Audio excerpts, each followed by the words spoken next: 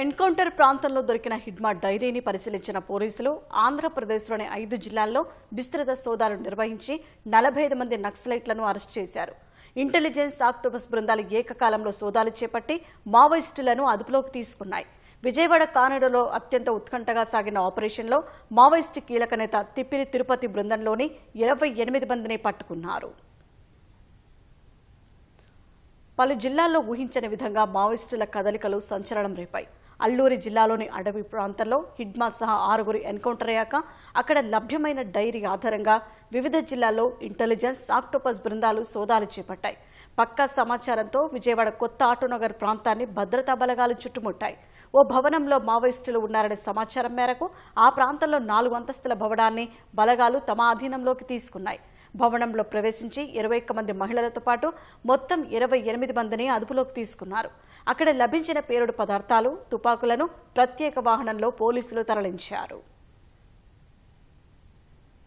Law and order police, octopus teams, intelligence కి సంబంధించిన వివిధ విభాగాలకు సంబంధించిన ఒక జాయింట్ ఆపరేషన్ ఈ రోజు చేయడం జరిగింది.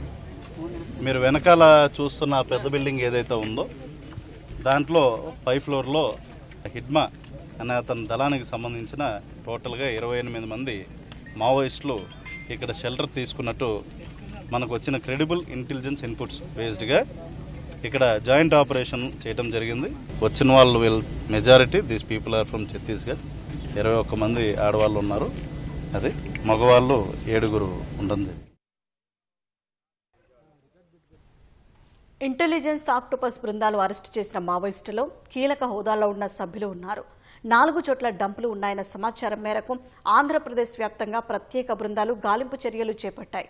ఆపరేషన్ కగార్తో భయపడిన మావోయిస్టులు విజయవాడ న్యూ ఆటోనగర్ను షెల్టర్ జోన్గా మార్చుకున్నారనే సమాచారంతో తనిఖీలు చేపట్టినట్లు కృష్ణా జిల్లా ఎస్పీ వెల్లడించారు.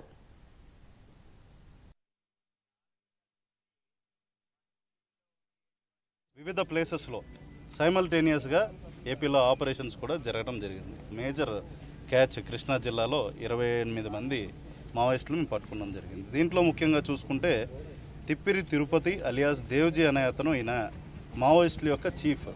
అతనికి సంబంధించిన ప్రొటెక్షన్ టీం వాళ్ళు కూడా ఈ ఆపరేషన్లో భాగంగా మేము పట్టుకోవడం జరిగింది. మిగిలిన 19 మంది హిడ్మా యొక్క బెటాలియన్ మెంబర్స్. వీళ్ళు ఆంధ్రప్రదేశ్లో అక్కడ ఛత్తీస్గఢ్లో అవుతున్న పరిణామాల నేపథ్యం ఇక్కడికి వచ్చి ఇక్కడ షెల్టర్ తీసుకుంటాం. అదేవిధంగా ఇక్కడ అఫెన్సెస్కి వాళ్ళు ప్లాన్ చేస్తున్నారన్న ఇన్పుట్స్ బేస్డ్గా మేము ఇది ఆపరేషన్ చేసి వాళ్ళని పట్టుకోవడం జరిగింది. For that I congratulate Gannavaram sub division team and team of Krishna district. Vijayawada, Kakinada, Eluru నగరాల్లో మావోయిస్టుల అలజడి గతంలో ఎన్నడూ లేదు. అందుకే ఎవరికీ అనుమానం రాదనే ఉద్దేశంతో ఇక్కడ షెల్టర్ ఏర్పాటు చేసుకున్నట్లు తెలుస్తోంది. ఆటోనగర్ సమీప ప్రాంతాల్లో చాలా మంది వలస కూలీలు వచ్చి స్థానిక కర్మాగారాల్లో పనిచేస్తుంటారు. బీహార్, ఛత్తీస్గఢ్ నుంచి ఇక్కడకు రావడంతో ఎవరికీ అనుమానం రాదని, అందుకే దీన్ని సురక్షిత ప్రాంతంగా మావోయిస్టులు భావించినట్లు తెలుస్తోంది. అయితే వీరికి షెల్టర్ ఎవరు ఇచ్చారు, మావోయిస్టులకు ఎవరైనా సానుభూతి పరులు ఉన్నారా అనే కోణంలోనూ పోలీసులు ఆరా తీస్తున్నారు. ఆటోనగర్లో మావోయిస్టుల తలదాచుకున్న భవనం ఎవరిదనే విషయంపైన దర్యాప్తు చేస్తున్నారు.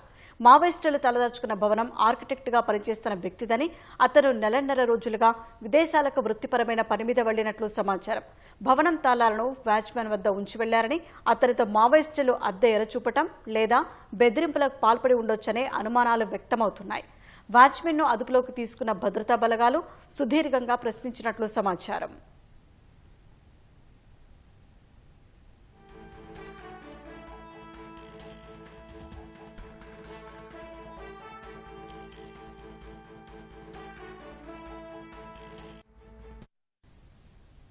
అటు ఏలూరు నగర శివారులోని గేటెడ్ కమ్యూనిటీ గ్రీన్ సిటీలోని భవన సముదాయంలో ఉన్న 15 మంది మావోయిస్టులను జిల్లా ఎస్పీ ప్రతాప్ శివకిషోర్ నేతృత్వంలోని స్పెషల్ పార్టీ పోలీసులు అదుపులోకి తీసుకున్నారు. వారిని ఏలూరు రూరల్ పోలీస్ స్టేషన్కి తరలించారు. వారికి ఆశ్రయం ఇచ్చిన భవన యజమాని నుంచి వివరాలు సేకరించారు. వారం రోజులుగా వీళ్లు అక్కడ ఎలా ఉన్నారనే అంశంతో పాటు జిల్లాలో మరెక్కడైనా షెల్టర్ జోన్లు ఉన్నాయా అనే కోణంలో దర్యాప్తు చేపట్టారు.